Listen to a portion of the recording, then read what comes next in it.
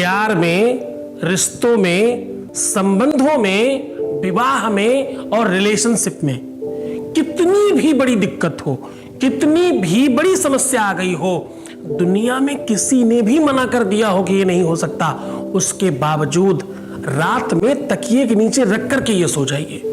बस उसके बाद सुबेरा होगा ही तब जब काम हो जाएगा। जानिए वो नियम, कानून, पद्धति, व्यवस्था सब जान लीजिए।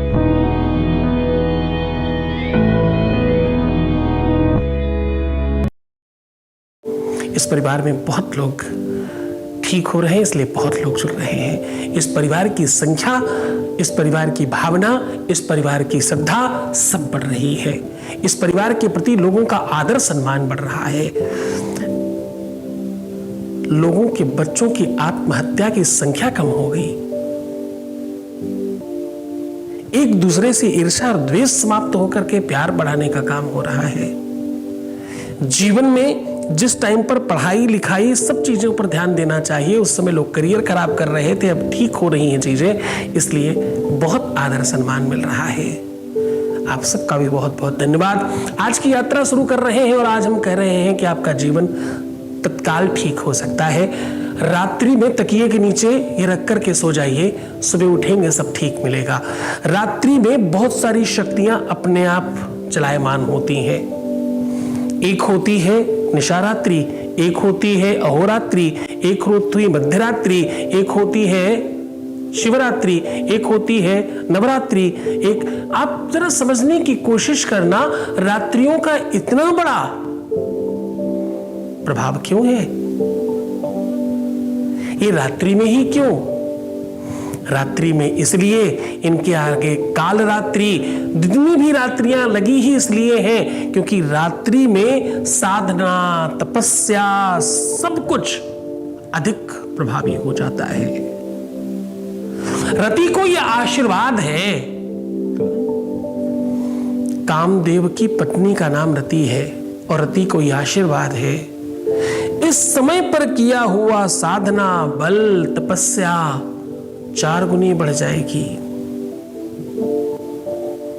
क्योंकि ब्रये कृते वर्धति एव नित्यम, रोज बढ़ेगा और इतना ज्यादा बढ़ेगा कि तुम खर्च करोगे तो खर्च ही नहीं हो पाए। रति के पति को भगवान शिव ने भस्म कर दिया। रोती बिलखती चरणों में गिर पड़ी। तुम्हें तो पता है बाबा शिव देते समय कुछ नहीं सोचते, बोले जाओ तुम्हारे काल में अगर कोई पूजा पाठ, यज्ञ अनुष्ठान, किसी भी प्रकार का उपाय करेगा उसे अन्यान्य गुना ज्यादा लाभ होगा।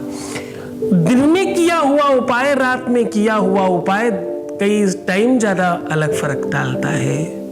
और ये तकिए के नीचे एक्चुअली आप होते हैं। आप पूरे शरीर में कहीं नहीं है, आप इधर हैं। ये वाला जो शरीर है ना, सर, ये आप है। यहां आप विद्यमान है। ये उपाय इतना साइकोलॉजिकली और तंत्र से, मंत्र से, अध्यात्म से और रिसर्च से ओतपोत है कि इसमें किसी भी प्रकार का साइड इफेक्ट तो है ही नहीं, बेनिफिट होने की 70% संभावना होती है। इतना ज्यादा ये चमत्कारी है। ये उपाय प्रायः ज्यादातर जानकार लोग करते हैं, जो बहुत मंत्र, पूजा पाठ, अनुष्ठान, यज्ञ इत्यादि जानते हैं, वो करते रहते हैं। अगर जरा समझने की कोशिश करना, बचपन में आपको पता है तकिए के नीचे चाकू, माचिस इत्यादि रख दिया जाया करता था बच्चे के साथ। नजर ना लगे, चौंक ना जाए, बुरी चीज इसके आसपास ना आ जाए, बुरी शक्तियां ना आ जाए, कहीं कोई तंत्र मंत्र ना हो जाए, कहीं कुछ किया कराया ना हो जाए, कहीं कुछ टोना टोटका ना हो जाए, सिर्फ तकिए के नीचे रख देने से ठीक हो जाएगा। आहा, ऐसा दादियां, नानियां और पता नहीं कितने पीढ़ियों से चला रहा है। ऐसा करने से होता था। तकिए के नीचे ऐसा रख दीजिए, ऐसा हो जाएगा जी। आहा, ऐसा होता रहा है। लोग अपनी तिजोरी की चाबियां तकिए के नीचे रखते थे। क्यों भाई, तकिए के नीचे क्यों? क्योंकि शरीर जगे न जगे, तकिए को हिलाते ही इंसान जरूर जग जाएगा। चेतना यहां होती है, शक्तियां, एनर्जियां यहां होती हैं उसकी। आज हम वही आपको शक्ति, वही आपको बल, वही ताकत आज सिखा रहे हैं आपको। तकिए के नीचे ये रख करके सो जाइए, सुबह आपके सामने स्वयं दिखाई पड़ेगा कि आपका काम कितना आसान है और कितना मुश्किल है। ये चमत्कार तुमने अपने जीवन में कभी देखा ही नहीं होगा। आपके आंखों के सामने जिस प्रकार से अल्ट्रासाउंड में दिखाई पड़ता है, जैसे एक्सरे में दिखाई पड़ता है सारा कुछ, हड्डी टूटी है या खराब है, ऐसे ही सुबह आपको पता चलेगा। वो पूरा चमत्कार आपके सामने साझा कर रहा हूं। चलो सीधे उपाय को लेकर के चल रहे हैं। आज का उपाय अपने आप में बहुत सरल है, बहुत सहज है और ये उपाय बहुत ताकतवर है, बहुत शक्तिशाली, इसलिए सावधानी से करिएगा। आपको इसके लिए सामग्री क्या चाहिए? इसके लिए सामग्री चाहिए एक नींबू और एक धागा। धागा कौन सा? जो हाथ में कलावा बांधते हैं ना, वो वाला चाहिए। लेकिन ध्यान रहे ये कलावा सूती चाहिए। सूती समझते ना, कॉटन, बिल्कुल कॉटन का होना चाहिए। अब आपको करना क्या है, आपको अगर आप स्त्री हैं तो बायां अंगूठा और पुरुष हैं तो दाहिना अंगूठा, पैर के दाहिने अंगूठे से या बाएं अंगूठे से धागे को पकड़िए और खींचकर ऊपर लाइए, अपने सर के बराबर काट दीजिए। यानी अपनी हाइट के बराबर एक धागा नाप लीजिए, उसमें 4 गांठ लगाइए। सिर्फ 4, हाँ, 4 युग होते, 4 पहर होते, 4 वेद होते, 4 बहुत सारी चीजें होती। मैंने अभी कुछ दिन पहले ही अपने स्टेटस में पूरा लिस्ट डाली थी कि 4 क्या क्या चीजें होती हैं।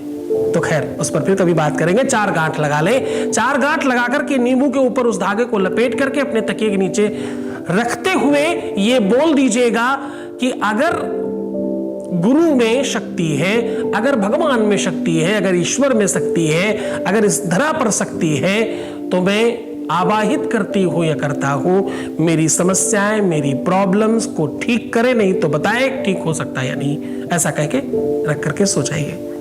आपको सपना आए, कुछ भी, कोई समस्या नहीं, डरना नहीं है, किसी भी प्रकार की कोई साइड इफेक्ट नहीं है, किसी भी प्रकार की कोई दिक्कत नहीं, मेरी 100% गारंटी है।